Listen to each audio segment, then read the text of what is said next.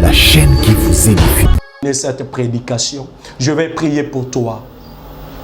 Jehova nisi ninaombea watoto wako, kila mmoja ambao anaofuata hii emission Yesu. Acha mkono wako Bwana wa majeshi ukue juu ya maisha yake, kwa uweza na mamlaka ya jina la Yesu Kristo. Nimeteketeza, nimeharibu kila kazi zote za ibilisi ambao wamepiganisha mariage yake, ambao wamepiganisha kuzala yake. Yesu Masia, wenye wanatafuta watoto, wapatie watoto. Wenye wanatafuta Yesu Masia stabilité mu mariage, Yesu stabilize ndoa zao. Pasa ila Joseph tunique de plusieurs couleurs et créer bitumba.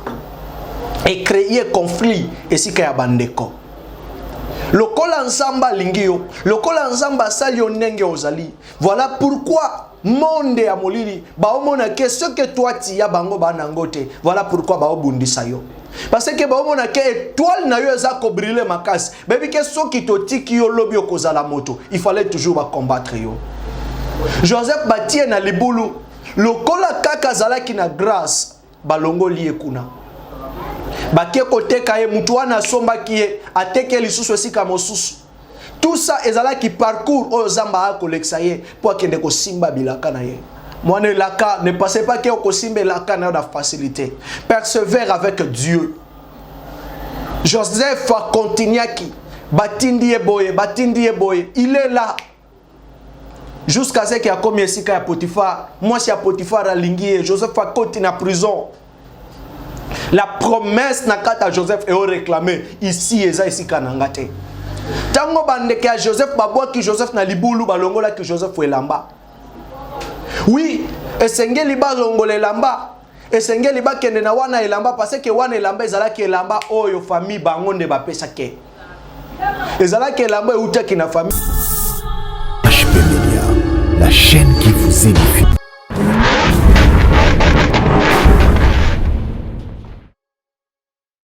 Shalom, peuple de Dieu.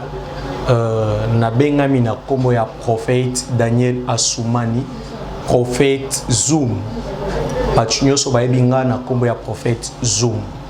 Je voulais partager les messages aujourd'hui avec vous. Avant que to sololana bino to nameka ko exote yo muke nalingi ke to bonela nano liboso yako sololana yo. Baba, tunasema asante kwa neema yako na upendo wako. Jehova nisi, unatupatia hii wakati ambao unataka tuongee na watu wako. Mungu wa Isaka, wa Ibrahimu na Yakobo, acha hii wakati Yesu Masia utuongeleshe. Ufalme yako na ukubwa yako Yesu Masia uonekane katika maongezi yetu. Bariki na uguze moyo ya kila mmoja ambao atakaye nisikia hii wakati. Kwa jina la Yesu Kristo wa Nazareta. Amen. Zambi apambola yo oko zalanga mpe tentative parce que lingala izo compliqué biso meto ko mélanger atana français pour que oyo kamalamu exhortation na biso.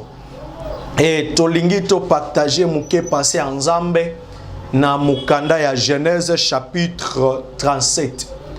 Terme na biso elingi koloba eke leur haine était basée sur des choses. Chuki yao ilikuwa kwa sababu ya bitu miwili. Leur haine était basée sur des choses. Nde eza teme na biso ya mukoli ya lelo. E na lingi na epsa yo ene ya banani ezalaki basé likolo ya biloko mibale pe eza banani nde oyo bainaki bango ou bien ene kotela ki bango likolo ya biloko mibale. Voilà pourquoi na lingi na partage na yo message oyo kolobake leur haine était basée sur deux choses.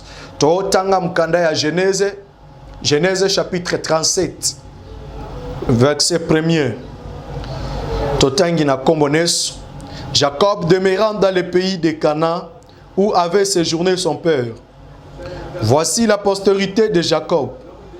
Joseph, âgé de 17 ans, faisait paître les troupeaux avec ses frères. Cet enfant était auprès des fils de Bila et des filles de Zilpa, femme de son père. Et Joseph rapporta à leur père leurs mauvais propos. 3. Israël aima Joseph plus que tous ses autres fils, parce qu'il l'avait eu dans sa vieillesse. Et il lui fit une tunique de plusieurs couleurs. 4. Ses frères virant que leur père l'aimait plus que tous et les prira à haine. Ils ne pouvaient lui parler avec amitié. Amen. Zamba Pambolayo. Joseph oyo tozos totangi awa eza lisolo ya Joseph. Joseph abotamaki na kati ya libota lokola mwana nyonso. Tango Joseph abotamaki na libota bato bainaki na noté. Pourquoi bainaki na noté? Parce que azalaki lokola mwana nyonso na kati ya libota. Qu'est-ce qui a causé un sika ya bandeke ya Joseph pour que bainaye? Bible dit biso que Joseph maman na ye azalaki stérile. Ezalaki mwasi ya mibale ya Jacob. Ezalaki mwasi oyo Joseph Jacob alingaki mingi. Mais azalaki kobota te. Et koko même moment donné Zamba ye ko se souvenir na ye ya boti mwana pesi ye kombo Joseph. Et Joseph tango okola bandeko na ye bazalaki kolinga ye. Ce qui a fait que bandeko ya Joseph ba koma kolinga Joseph te parce que Joseph papa na ye azalaki kolinga ye mingi. C'est pourquoi thème na biso et bisi biso que leur haine était basée sur deux choses. Bolingo ya papa et pas ya Joseph et ye kosala ke Joseph tango akomi na 17 ans nesika haine ya kikobanda. Joseph tango akomi na 17 ans Bible lobi que papa aye kosala Joseph une tunique de plusieurs couleurs. Nde Bible biso na 4 ke bandeko na ye bainiye. Tango ba monike papa asali wana tunique ya plusieurs couleurs bazala ki lisuste na moyen ya ko solo na ye na ndenge moko ya amitié. Bakoka ki lisuste ko solo na ye. Quand la Bible dit que bazala ki kokoka te ko solo na ye maana ke liboso bazala ki ko solo na ye. Mais à cause ya tunique de plusieurs couleurs bandeko ba koka lisu ko solo na ye. Jalousie ekoti. Ribin lobi kenga na mwana ya liboso ya Jacob. Mais te pourquoi papa salinga oyo tunique ya plusieurs couleurs asali yango esika ya Joseph. Juda lobinga na 4e fils na mutu makasi soki bitumba yenga nde moto na kenda akobunda. Pourquoi te basalinga tunique oyo ya plusieurs couleurs mais basali yango kaka esika ya Joseph. Bien aimé, malamoko bandeko bakomi koinaye. Jalousie ekoti na kati ya mtema ya bandeko. Tunique de plusieurs couleurs o na oloba lelo na olobelela ngote ya Joseph na oloba ya yo muto ozolandanga. Tunique de plusieurs couleurs et représenté likabo o zambati na kanayo. Joseph ne représenté vinayo et batu o bazo bundisa yo bandeka ya Joseph ne zo représenté batu ba pembe na yo ba o baza ko bundisa yo. Soki omoni na kat na vinayo bitumba ye makasi ko banga te yebake j'ai une chose oyo bango baza na ngote. Voilà pourquoi bazo bundisa nga. Okokuta ke osalela ka mutu bolamu me mutu wana aozongisela yo mabe. Joseph aluka ki mabe te sika ya bandeko na ye. Joseph asala ki bandeko na ye loko moko te. Me kaka ndenge azalaki na eloko oyo bango bazalaki na ngote. C'est pourquoi bazalaki kobundisa ye. Projet na bango ezalaki to boma ye poto boto le loko wana. Mais moi je sais une chose que eloko o zamba tie na kati ya moto eza elamba na tai na ye moko. Alléluia. Bandeko ya Joseph bazui Joseph bakomi ko maltraité ye bazalaki ko kende bango nyoso kotala banyama me bazo kende na ye lisusu te. Pourquoi? Parce que elamba yo papa apesi ye bango bana ngote. Bantu oyo batonga kayo bato oyo babundisa kayo bato oyo bakreela kayo ba problème okokuta meme na kati ya famille ezaka mutu moko aseleva po ya ko créer yo ba problème makamna yo nyoso lobaka ya mona kango kaka mabe. Okuta même na kati ya quartier batu baluka na yo ka ba problème na ba relation boza bien na ekiri même mutu moko azala kawana ka pona ko créer ba problème. Yebake ce que tu as ye azana ngote. Voilà pourquoi ils ont créé haine. Voilà pourquoi ils ont créé bitumba. C'est ce que yo comprendre boye et sengeli mbala moko yebake mutu oyo aza mutu na oko fréquenter te parce que oyo ngana nango ya azana ngote. Ba komi ko bundisa Joseph. Joseph azalaki inconscient aoye bateke bandeko nanga ba obundisa ngapo ya nini mais bazo bundisa ye cause ya tunique oyo papa asalelaki ye ba obundisa yo bitumbezo ya ebele ba problème yo ya ebele na vie na yo. C'est parce que tu as une étoile oyo ba mokili ba na ngote. C'est pourquoi omona bitumba koka moite soki omoni ke ba problème komi kolandana koka moite soki omoni ke O sale la mutubola ma ozong c'est la yo mabe. Yeba que les choses que toi tu as bango ba nangote. Voilà pourquoi il fallait toujours yondo bundisama. Ne comparez pas ta vie avec les autres lobake pourquoi nganaza boye ba obundisanga baninga mosusu ba kimia. Bango baza na elo côté moye te ba bundisa bango. Yo lokolo oza na étoile, voilà pourquoi ba obundisa yo. Yo lokolo oane loko na kana yo, voilà pourquoi ba combattre yo. Voilà pourquoi mon bien-aimé, tango monaka biloko ya boy, yeba ke signe ya kolaksa yo que non, je suis quelqu'un qui a l'étoile de Dieu. Voilà pourquoi ke ba obundisa ngai. Voilà pourquoi ke bitumba ezo ya bisika nga nazali. Joseph azaya koyeba te. Pourquoi babundisi Juda te? Pourquoi Ruben te? Pourquoi Benjamin te? Pourquoi Banekomosus te menga kaka Joseph? Parce que yo Joseph wana tinique de plusieurs couleurs. Parce que yo Joseph wana eloko oyo ba mokili ba nangote. Voilà pourquoi ba obundisa yo. Tu es l'étoile de ta famille. Yango nde omona bitumbe ya kamingi esika na yo. Tu es l'étoile de ta famille. Yango mona ke yo nde obela ki mingi depuis ozokola. C'était comme ça le cas de Joseph. Mais Joseph, alzala ki koyeba te, ke bande konaye bazo inaye, cause ya tunique de plusieurs couleurs. Oh, thème na biso yesi biso ke leur haine était basée sur deux choses. Les premières choses, c'était les toiles, les tuniques, la tunique de plusieurs couleurs. Oh, papa asalela ki ango ici ka Joseph. Menga na omituna soki bitumba fallait bondisa papa parce que Joseph asenga ki papa wana tunique te. Mais pourquoi ba bondisa Joseph na place esengeli bondisa papa? Alléluia. Zamba pambola yo mutolo ba amen. Joseph le kaboza nango doza nango etoloza nango senga kinzambe te zamba sala ki ondenge ozali me batu ulieba kende ko bunza nzambe ba obundisa yo. On a dit que Zambé babounsaka ete la Bible dit celui qui vous touche touche la brunelle de mon œil. Mutu nyoso ako simba vina yo anaguza directement Mungu wa mbinguni. Minajua Mungu abawezi kumuguza, Mungu abawezi kumpiganisha. Nani anaweza simama mbele za uso wa Mungu? Alléluia.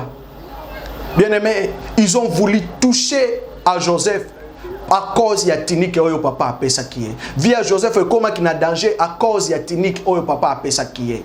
Et comme ça Joseph akoma ki ko se lamenter. Il ne savait pas que pourquoi nga naza bien na bande konanga me bango ba olinganga te. Na lingi tozala kimia me bango balingi kimia te. Po ozana eloko yo bango ba nangote. Il faut toujours que babundisa yo. Bien-aimé dans le Seigneur, Joseph bande konaye bake ko batela bilanga batikiye. Seulement pour na étoile oyo. Seulement pour na elamba oyo papa ebisieke kende kolanda bande konayo. Joseph azo kende kolanda bandeko bakomi ko créer ba problème. Et loki ami balé ce qui otangi na 5e verset. Bible si bisoke Joseph eut une songe et il les raconta à ses frères qu'elle ira encore davantage. Joseph alotingo tomoko. Ayebsi ango bisika bandeko na epe bandeko ne baini et lisusu makas. Et loko esala ke bandeko baina ya mibale c'était quoi? C'était parce que Joseph a koyé sa bango ndoto oyo alotaki. Ke projet koyebisa ango bisika ya moto nyoso te parce que oyebite nani oyo ozo yebisa ye. Biso tolobaka na Kiswahili ke aiko kila kiche konjo kina mahanisha furaha. Eza ko sekanyo ste bozo sekana moto ne laksi ke mutu wana aza malamu na yo. Mutu mosusu ako seksa yo kaka na munoko. Po kasake boza na yebie me oyebite biloko nini a obungsela yo. Voilà pourquoi zala mutu ya discrétion na kati ya vie. Zala mutu ya kobomba makam na yo, ça va t'aider. Leur haine était basée sur des choses. Ils ont voulu attaquer la vie de Joseph à cause il y a tunique de plusieurs couleurs. N'ébite yo tunique na yo ezani. Ba ici biso ke tunique de plusieurs couleurs. On a kana ba couleur, il y a chaque couleur a sa signification. Donc Joseph azala qui na richesse nyonso ya moki. Nde sala ke bande kona ba bundisa ye. Étoile na yo oyo za ndenge ozali nde o créer ke bitumba elanda yo. Mais mutu oya zana elaka nzambe. Mutu oyo zamba promettre makambo ata soki babunsi yo bakolonga yote. La Bible dit que ils vous feront la guerre mais ils ne vous vaincront pas. Leur haine était basée sur des choses. Joseph ake kolanda bandeko na ye, papa isi eke kende kolanda bandeko. Tango alandi bandeko na ye bisika akomi, bandeko bakomi kosala réunion. Balobi ke tobo maye totala soki bandoto wana ekokokisama. Na oyebisa mtu moko na tomboli maboko nanga a qualité de prophète. Bisika nyonso bakotaka ba réunion pona tina na yo. Tika ke kaki a moto ekita wana pe etumba bango na kombo na Yesu Kristo. Joseph bakote lié réunion. Ce que j'aime chez Joseph, tango bandeko baokota réunion baoloba kuna Joseph azo avancer. Bao critiquer Joseph ao avancer. Bao tonga Joseph ao avancer. Le signe à quoi avancer à Joseph, eza ko signifier biso seulement lokola prophète na ebike ezo signifier biso waka prière. Tango bao finga yo bondela kotika ko sambela te parce que bao finga yo. Kotika ko kende ko prière te. Kotika koluka nzambe te parce que ba critiquer yo, parce que ba bengi wa mutu ya kisi, parce que ba lobiso kindenge nini. Luka nzambe, kotika nzambe te parce que bitumbe telemi na kananda kona yo. Kotika nzambe te parce que mobale akimi yo. La continuez toujours à la prière. Bien-aimé, Joseph a avancé. Bandeko ba okota réunion a avancé. Qu'est-ce qui s'était produit?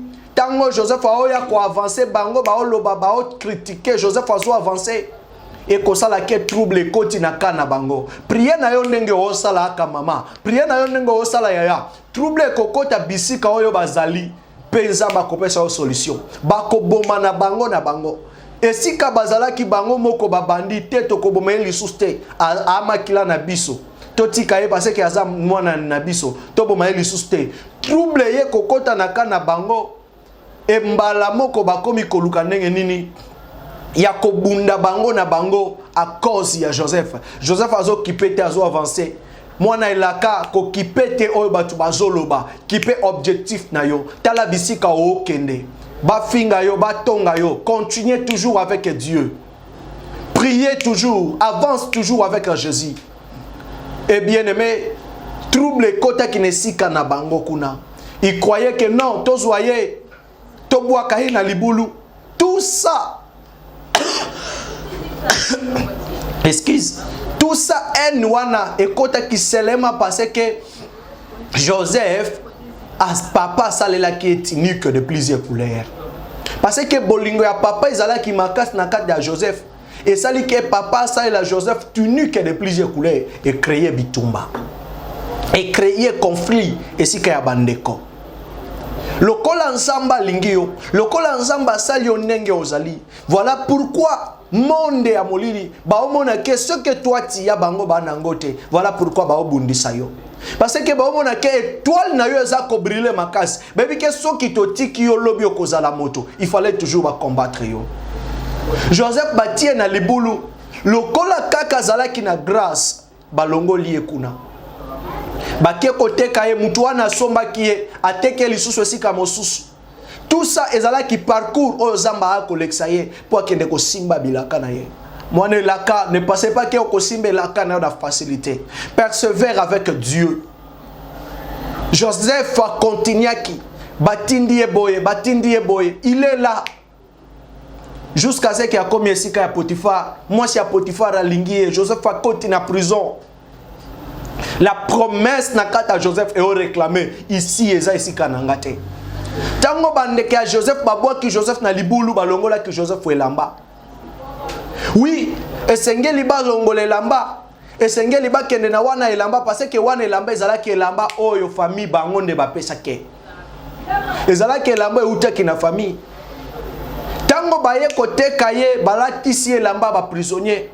Moi si ya Potiphar abotoli elamba ba prison ya batu oyo basala kanandako akoti na prison ke kozwe elamba ba prisonnier. Esengela ki moi si ya Potiphar atika na wana elamba parce que eza elamba oyo ba Potiphar nde apesa ki ya ba domestique. Na oyo sa mtumoko batu nyonso oyo bazwa ki balatsa ki obilamba ba otikala na elamba na bango pe ozokende sauver. Elamba humiliation balatakyo. Elamba échec balatakyo. Ba otika la elamba na bango pe yo otika la sauver. Joseph na prison tango obima babimisi lisusu wana elamba balati lisusu 4e elamba. elamba balataki ya 4 eza elamba ya gloire.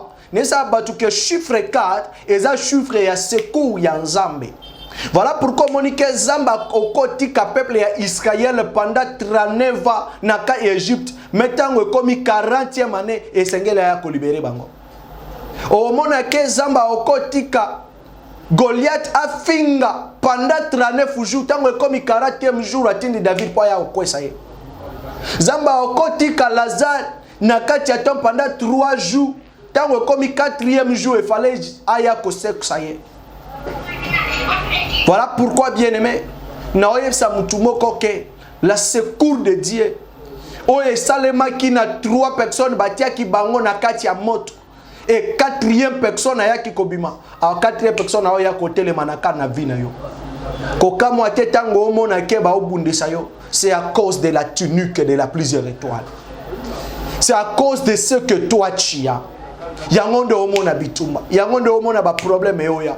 Mais nebike okosuka na bitumba te ata soki batele melio me okosuka molongi raba soka ya ndarabosea ata soki babundisi yo nebike rama santa labo sekete reba suta lababo sayateke koria manda zuta lababo sea ata soki batele melio me lokola elokwa na batiaki yango ka pona yo lokola étoile wana ezaka ya yo ba okoka ko simba yango te ba okoka ko botola yango te.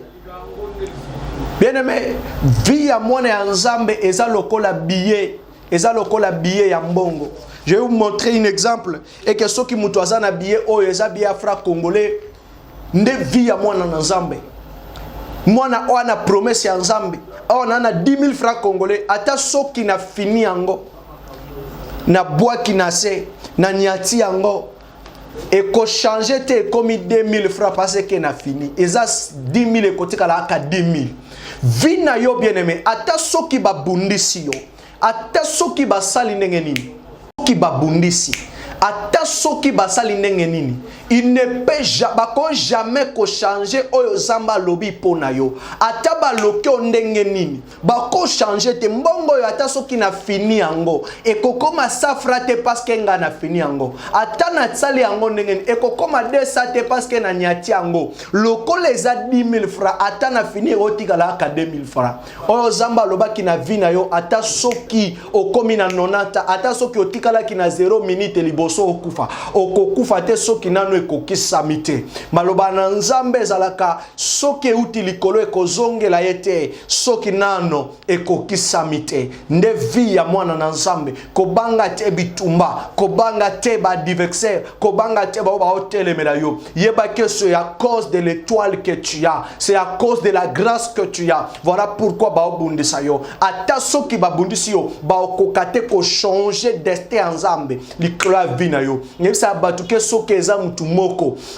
abima na butu abeta makolo na ye alobi ke soki nga kaka boko tokotala eza pe mutu moko atika makona ye polele ne kulusu po makolo nyoso oyo bakobeta likona yo esalo eloko te soki eza mutu moko abeta panzi na ye alobi ke soki eza nga tokotala eza mutu moko pe atika pe panzi na ye polele ne kulusu po panzi nyoso bakobetela yo esala yo eloko moko te soki eza ndoki moko abima mutakala abimi bolumbu azako lukake aloka vina yo atelemi liboso ya ndako na yo ezando kimoko pe atikala ki bolumbu likolo ya ekulusu po ya koloka bandoki nyoso oyo bazako linga koloka vina yo soki atambola ki na butu abimisi bilamba alobi ke ngande soki nga tokotala eza pe ndoki moko oya bimaki amataki likle ya ngomba koloka bandoki nyoso oba oluka koloka vina yo. Voilà pourquoi na oyebisa yo ke mutu moko te ana pouvoir likolo ya vina yo